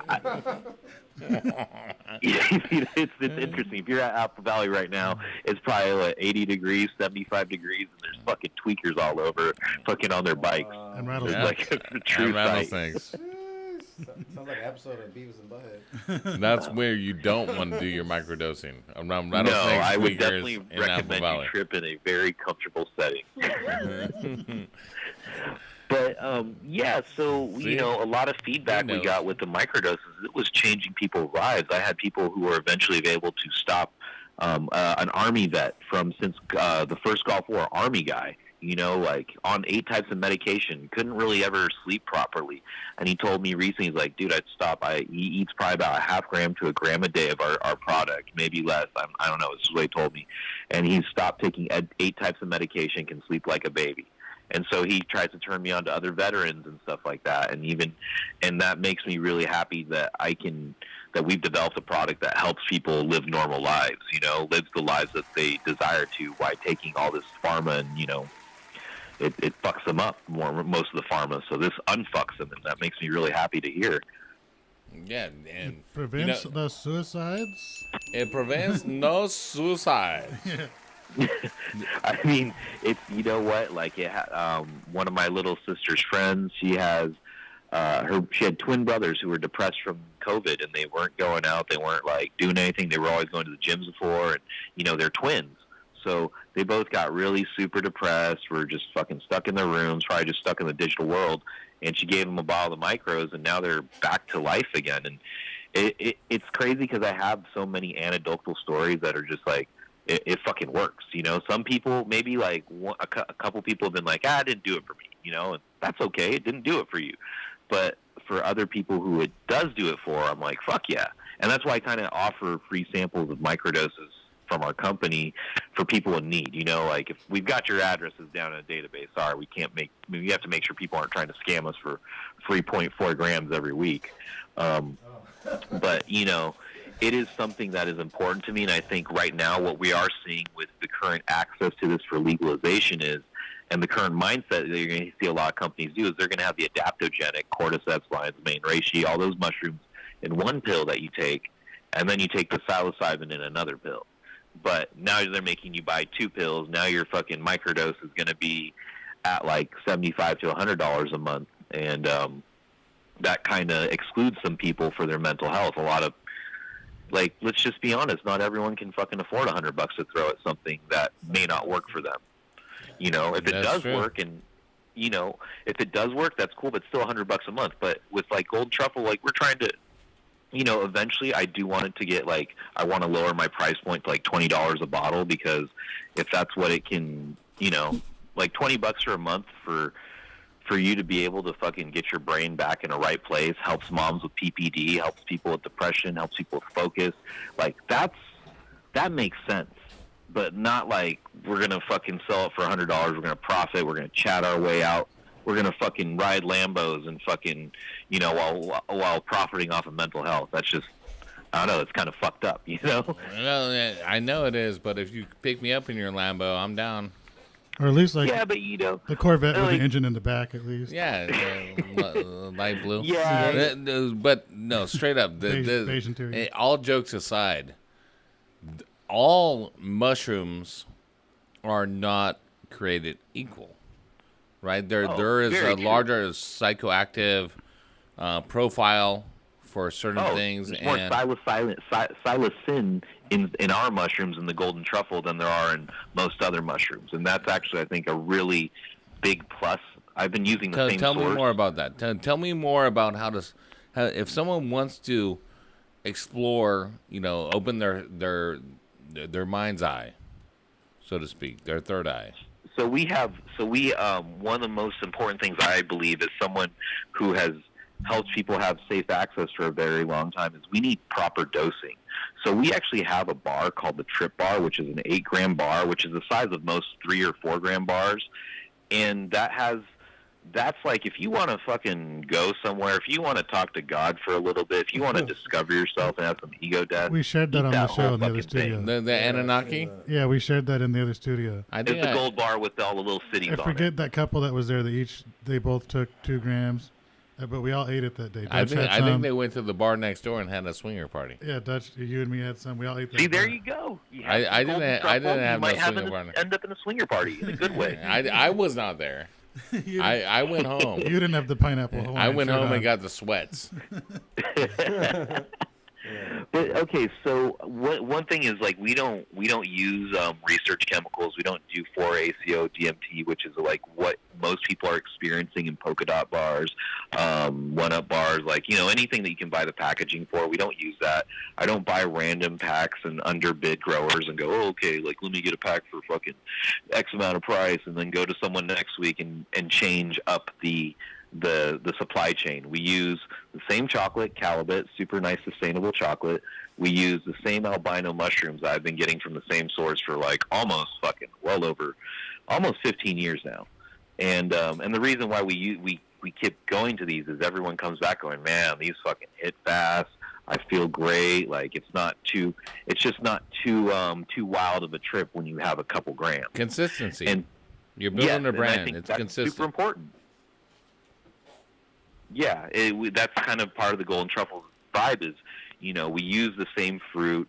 That if you order some fruit from us, it's going to be the same thing that's going to be in our chocolates. There's nothing different. And I think that transparency is really important for people when they get things from certain companies, because if it's, it's just like flour. If, I get hash bar from black market cultivators consistently, and then one day it's just different, and and he knows it because it came from a different farm. That's no longer black market cultivators as hash bar OG. That's fucking Jim and Tom's hash bar OG. It may not even be the real hash bar.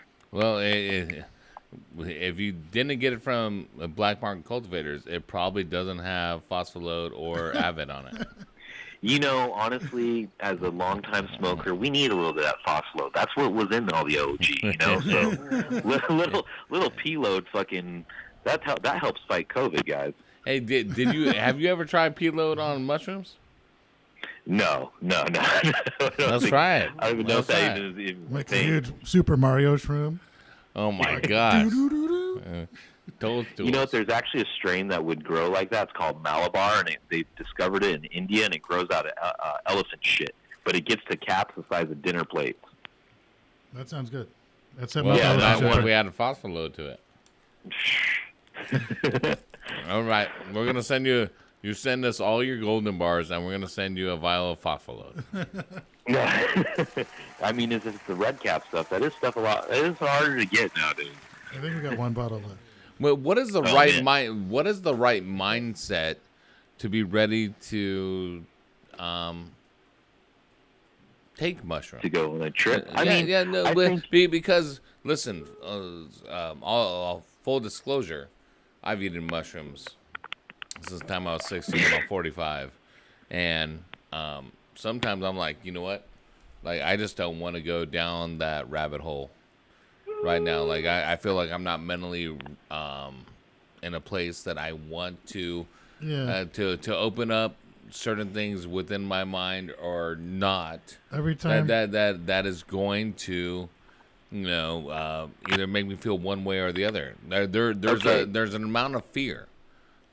Sure. What is There's the right anxiety a mindset? little What is the right mindset? I mean, I've been in spots where I'm just like, dude, if I sit here and dwell on some of the shit going on in my life, so some of the shit in my life right now, like this isn't gonna be good. You got to plan it right. Like you have to have enough weed and like you have to have a good environment and all that. Every time I do it. All right, Mr. Apple Valley, why don't you just let the guest answer? Every time I do it, I'm like, all I need right, to set a stage let different for next time. Yeah, okay, Mr. Well, I agree with Jack. Like, okay, for like if you smoke herb, first and foremost, pre-roll your joints or blunts because it's sucks when you're 4 hours into a trip and you're trying to roll something. You're like, I can't do this. You're like, you can normally roll backward in 2 minutes while driving in the dark, but you can't fucking roll a joint for your life. Or a joint roller is good too. Like, drop the ego. Turn off your phone. I think that's a really valuable one. That because is someone's actually going to very call good you. advice. Yeah, like someone's always going to call you, or something will pop up, or you could just fucking go down the fucking dreadful thing we call the internet and just pop into some bad vibes on a meme page that, like, you know, re-show some traumatic fucking like video, but is making light of it. But really, like, you're gonna have a whole other psychological fucking breakdown from seeing like a fucking kitten in distress. The you know? video's not You're just gonna be like, this is fucked. Having your food and comforts, you know, don't drive or make plans with people. I think that's a really smart one. Because if you make plans, they're always going to fuck up. Like, how many times have you gotten lost at a festival in psychedelics? Most people would be like, yes, that's me. I couldn't meet up with my friend over at the porta potties because there's 6 different porta potties everywhere, and everyone was looking at me. And You you're know, all that's, standing right next to each other, but you don't see each other. Yeah, totally. But I think those are, you know, you have to use some common sense. Like, don't go, okay, I'm going to eat mushrooms at fucking 11 o'clock in the morning. I should be okay to have dinner with my parents at a nice restaurant by 7 p.m. Like, no, cancel that fucking day.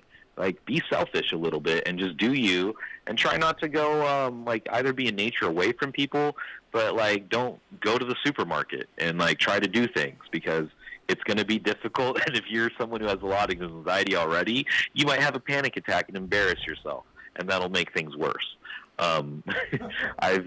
I think we've all been there at least once in our lives, and I think that's what I generally want to say, because of course you don't want to do it when you're in a bad emotional place. I think that's a very bad idea, but sometimes you want to do that, you know, that ego death and kind of push yourself.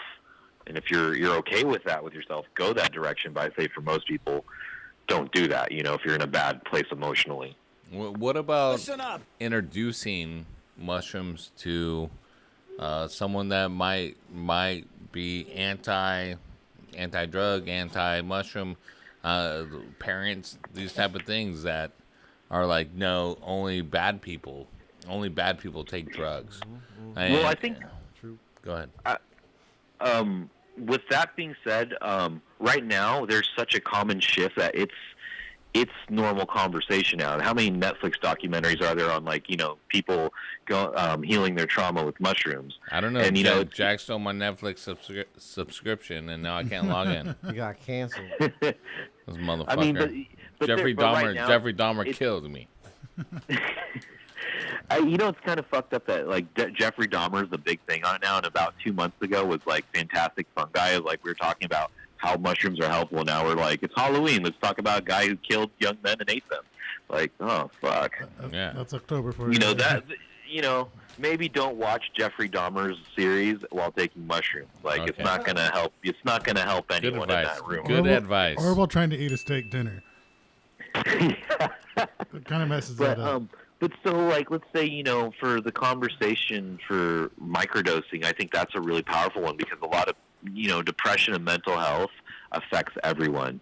And, you know, I'm not going to go give my mom, who is a fucking immigrant Filipino woman who worked her way up corporate, who's never really done drugs in her life, a fucking shroom bar to trip off of. I might give her a microdose, though, you know, have her go, hey, like, take a day off, just try this. It's actually all natural. There's, like, such a tiny amount in here that all you're going to feel is, like, a little happier about something. You won't even, the body you're high. really not going to trip. Yeah, so my microdose, and full disclosure, I've gone full. Everything is fucking moving.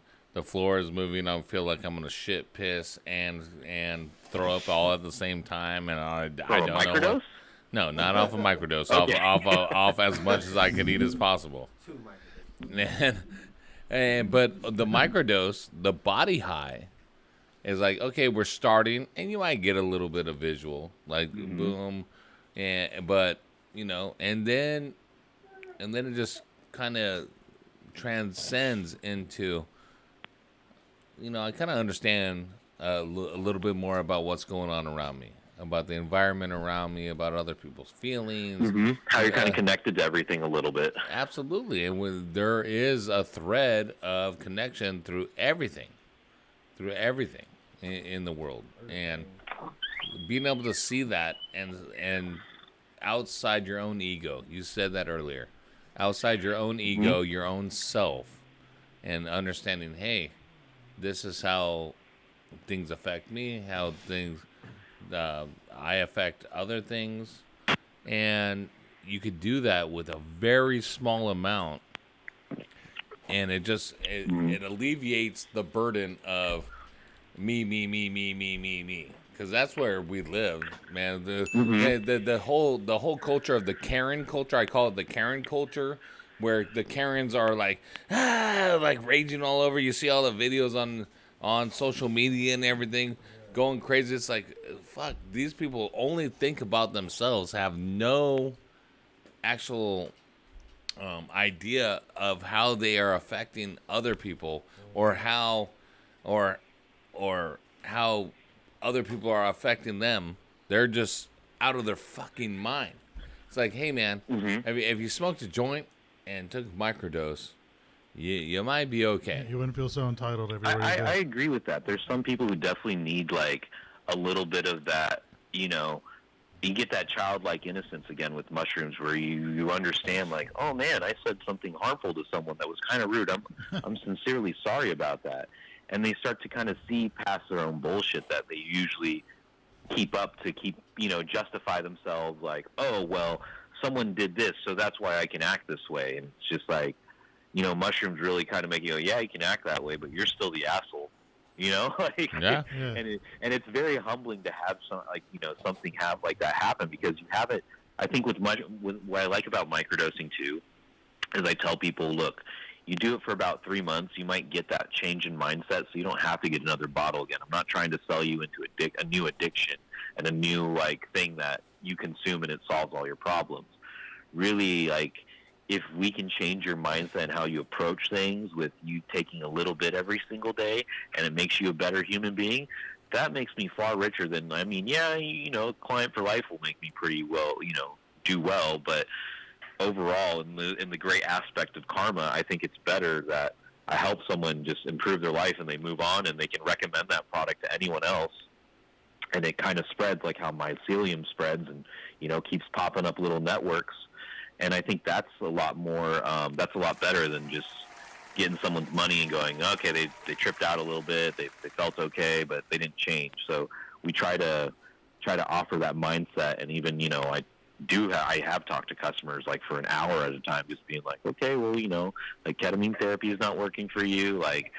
Try these things.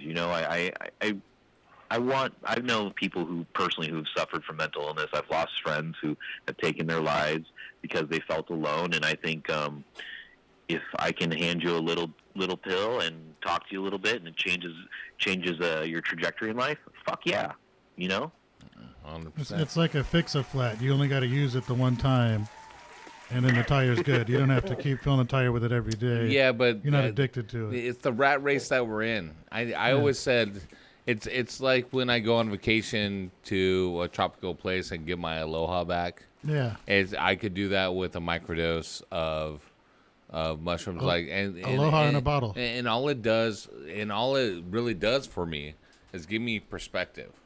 Yep. I'm not the center of the fucking universe. I don't need this fucking tension in my back that I think unless I do this or that the whole world is going to fall apart. That, hey, I'm a cog in the machine, and things can work out. Everything happens for a reason. And everything kind of works out, It's not ever going to be perfect, but, things will move forward if you allow them to. If you are that cog that chooses to stop spinning, eventually it will affect a lot of things around you, but everything will still generally work out. You still have to be, you're a breadwinner. You still got to win bread for the family, or else, the constructs of society will kick you out of your home. Hey, how does the microdosing or the consumption of mushrooms correlate with the consumption of cannabis? Does it enhance it? Does it diminish it? In your experience? I just, I've been smoking a little bit less just due to a new addition to the family, and I also haven't done microdoses in a while, so it's hard to say with I'm only eating 15 grams a day. Yeah. You're only eating 15 grams a day. Yeah, right. No, I honestly haven't microdosed in over a month. But I would say with like cannabis, I would tell people like even before you consume some cannabis in the morning, have that microdose kind of get you going, because I feel cannabis with mushrooms, it either turns up the effect a ton or it calms you down, and it's kind of where you are at the trip in the time. With microdosing, I feel like it'll probably be more calming and more like you might enjoy that joint more. Like, you'll take that extra couple seconds and just have like a Pepperidge Farm moment while you're smoking that joint and go, oh yeah, it's a beautiful sunset here in sunny California, and I think you would enjoy it just a little bit more with a microdose than you would like without a microdose. Yeah. Pepperidge Farm members. Yeah, that's always a nice memory. Pepperidge Farms. That was some cookies I think that I had. You remember Pepperidge Farm members? Those were the stale ass cookies that like they made you like try Don't to you eat talk with shit tea. on Milano, my friend. Christmas cookies. Yeah, like I'm not English, but they wanted me to have tea time with some Pepperidge Farm fucking some crumpets. cookies. Yeah. Crumpets. My biscuits. Those my biscuits, kid. Kid. So now Hey, I feel I like need we a all, microdose and get my biscuits, kid. I feel like we all need a macro dose and then follow it up with like microdosing. Oh yeah, I think everyone should. I've got an ounce of mushrooms right here. Try You wanna eat Trip half of Bar it? for sure. Yeah, I mean, What's if that? you got mushrooms here, I'd like to eat them. All right, we'll come back after this break and eat the mushrooms.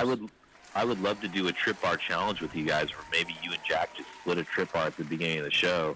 And see Trip like Bar how you guys feel challenge. after a couple hours later. A 4 gram dose, I would have to like do the show from home. Like, I'd be all like stranded from out Apple here. Valley. Yeah, I'd have we to got call trips, in. We got the safe transportation for people. Trips. It's like an Uber, and they'll just bring you to and fro your home. Really? You Is live in this a Apple real Valley. thing? I like that. That's actually a thing in Irvine. It's called Trips, and it's like it transports all the old people around to each other. Okay. But it's like if Oh, you're you calling me old? old. Listen to this motherfucker right here, dog. It's nice that it's called Trips. You're on your trip. I'll send you a picture of the bus, Jack, when I can find it. And you'll crack up. It says Trips on the outside. It's a short bus. All right, brother. Give us a quick plug about everything you got going on, and then we're going to go to break. All right. Basically, go to the.truffle. Truffle butter. Golden truffle. Golden truffle on IG.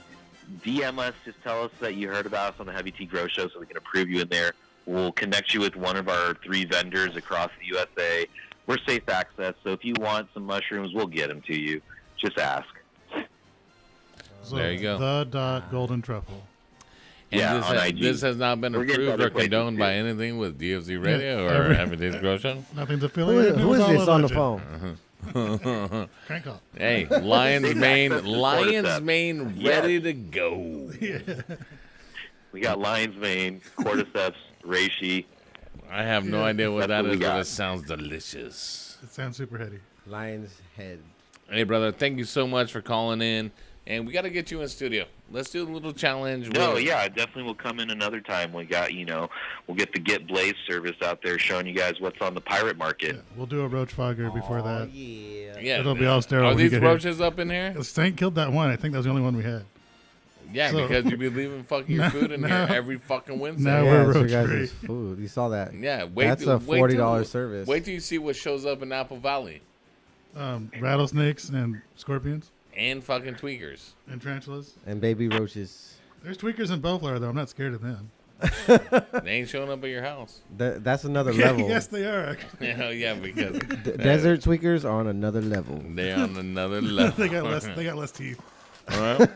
They're at the original Del Taco. 562-653-0707. Call in now. Thank you so much, brother. Let's give him a round of applause. Yeah. Thank you.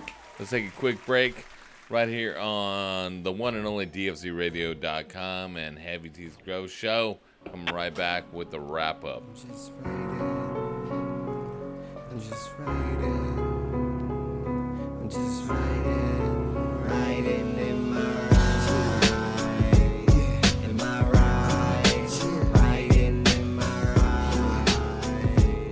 Am I writing in my right? Am I writing in my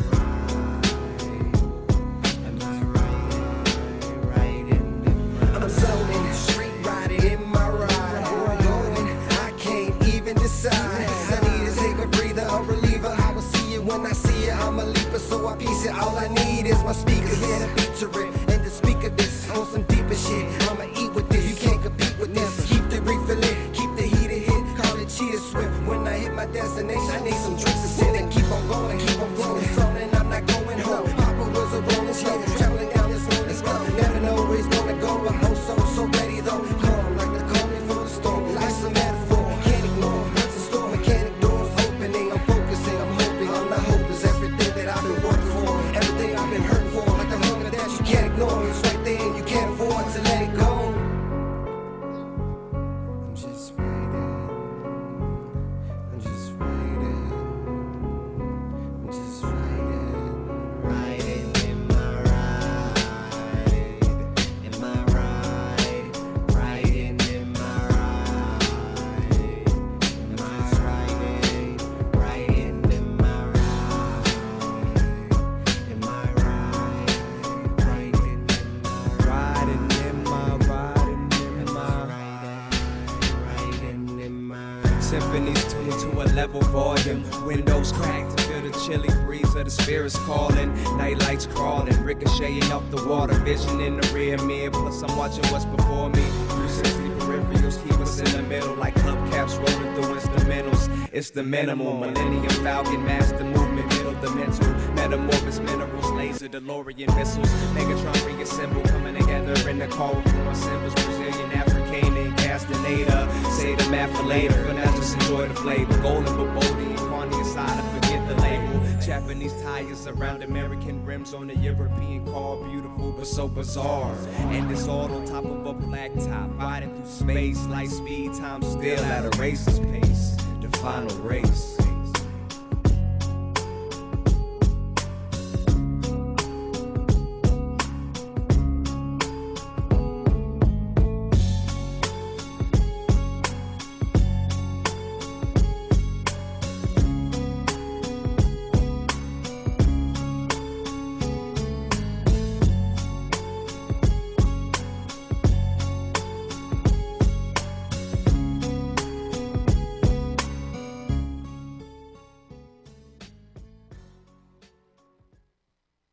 Put that evil on me. Heavy T. Hey, I'm in the zone.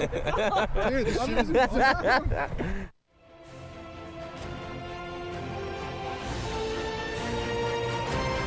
DFCRadio.com. So you're big time, huh? Yeah, kinda.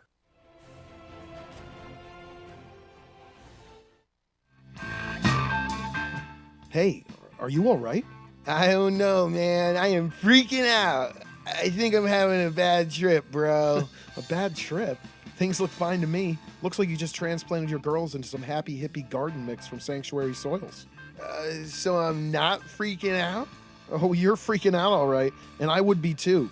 That's no ordinary potting soil you've got there. That's a premium organic blend that includes composted forest material, peat moss, perlite, pumice, lava rock, some of the best worm castings available, humic shale ore, dolomite lime, azomite, soy meal, and gypsum. That's a lot of stuff. Did you just read all that? You just blew my mind, man. It's a lot of good stuff that you can only find in an organic, natural mix like Happy Hippie. So what you're saying is, with Happy Hippie Garden Mix, I shouldn't panic because it's organic? Yeah, I don't think I've ever said that, and you shouldn't either. Although I guess you aren't wrong. Here's the deal. You aren't having a bad trip, bro. This is all great news. You're providing your plants with everything they need to get off to an incredible start. So I can't taste colors then? No. But you will taste and see the difference in your fruits and flowers now that you're using Happy Hippie Garden Mix from Sanctuary Soil. For more information, you should check out bulksoil.com.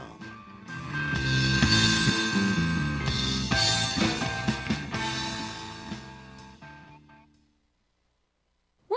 Woo! Woo! Ow! Love that money. Heavy T Grow Show, baby. There's no better time to step back and rethink your grow. Still in plastic pots or flimsy fabric pots that are a pain to move around or transplant into? Well, it's time you elevate your grow with GeoPot fabric pots.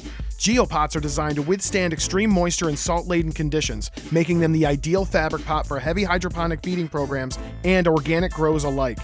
The GeoPot has an innovative quad-stitch construction, which allows the reusable container to withstand constant moisture and prolonged UV exposure. Unlike traditional fabric pots, the roots in a GeoPot are naturally air-pruned, stunting their outward growth and promoting the growth of more lateral roots throughout the media. So, more roots below, more shoots, and heavier fruits above. Air pruning prevents your plants from becoming root-bound, which can drastically impact and improve nutrient uptake and yields. And I know you like how that sounds. Swing on over to geopot.com for more info, and stay true to your roots. Don't you put that evil on me! Heavy T. Hey, I'm in the zone. Dude, this shit is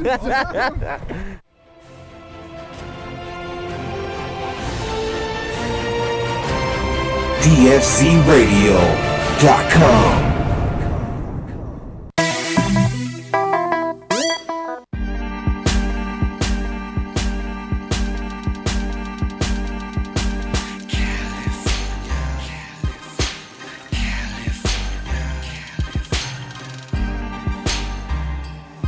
Welcome back to the Heavy Tea Grow Show. Good show. We have Golden Truffle and Jason from Filter Science. We got to take off. So other than that, we out.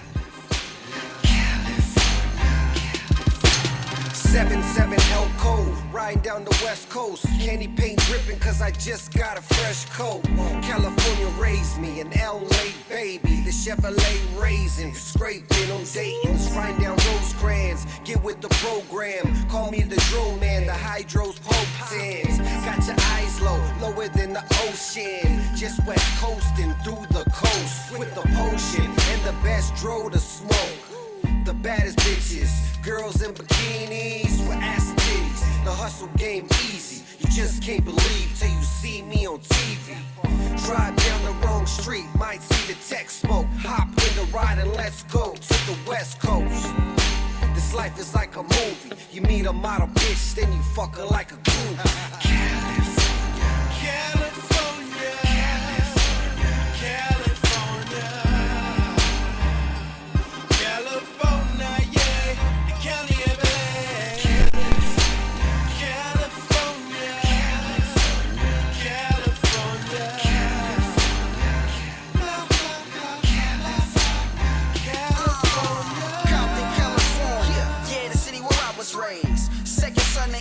So don't be amazed. Same nigga, same flow, same mind frame. I'm all about the Lucci.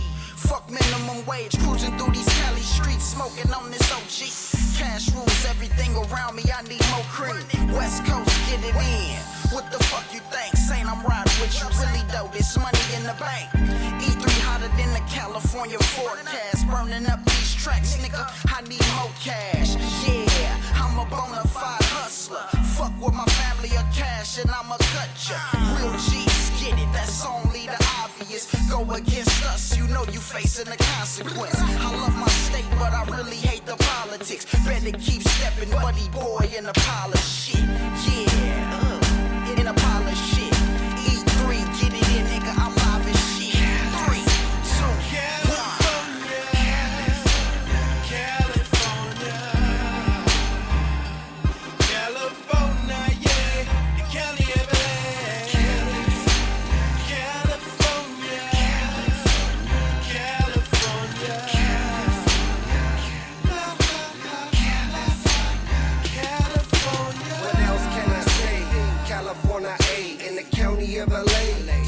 Mary J. As the world keeps spinning, like gold 100 spokes, engine running, Chevy gunning down the coast. Just let it roll. Who doesn't love to see a 6-4 hop down the block, banging Easy E and Pac? Motherfuck the cops. I drove in my ride, but I ain't even tripping. It's another summer night and about to get the dipping. It's California A, got some beautiful women. Gotta see it for yourself, it's such a beautiful vision. Palm trees, palm weed, won't you ride with me? West Coast in, floating through these Cali streets. Cruising down the boulevard in the late night. Sunset to the daylight, we take flight. Lights, camera, action, fast cars and jewelry. Models and groupies, we film in a movie. It's a motion picture, everybody's a celebrity. Won't you take a picture? It's a motion picture, everybody's a celebrity. Won't you take a picture?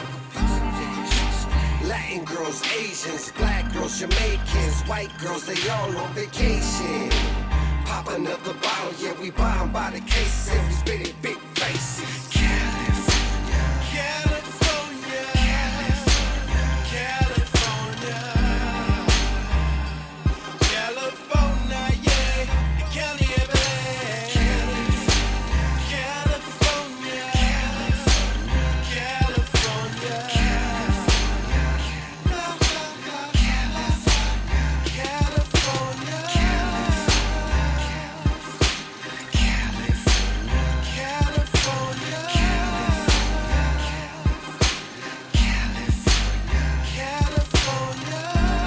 Make sure you go download or stream California by The Saint 562, one word, THESAINT 562, featuring Baby Easy E, E3. See y'all next week, DFZRadio.com. Yeah.